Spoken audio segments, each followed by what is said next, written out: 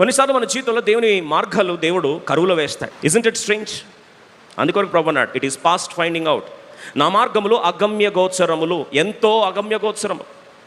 మనిషి కలపాలి అంటే సమృద్ధిని ఇచ్చి కలుపుతాడు. దేవుడు ఏంటి కరువు అనుమతించాడు? విడ్డూరం కదా. సరే, 43వ అధ్యాయము 1వ వచనం చదువుదాం.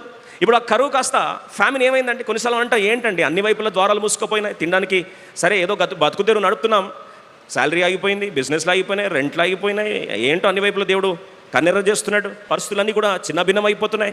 ఉద్యోగం ఉన్నట్టే ఉండి వచ్చినట్టే వచ్చి సడన్గా దూరం అవడం, ఏం జరుగుతుంది నా లైఫ్లో?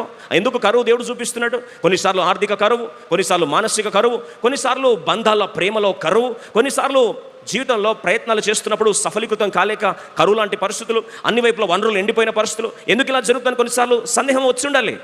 అసలు దేవుడు ఎందుకు ఇలా చేస్తున్నాడు? అసలు దేవుడు అనే వాడు నిజంగా నన్ను ఏర్పరచుకుంటే, వాగ్దానాలు నిజంగా నాకుంటే, ఎందుకు కరువు లాంటి పరిస్థితులు కూడా వెళ్తున్నాను? ఎగ్జాక్ట్గా ఇదే ప్రశ్న మనందరికీ వచ్చి ఉండాలి.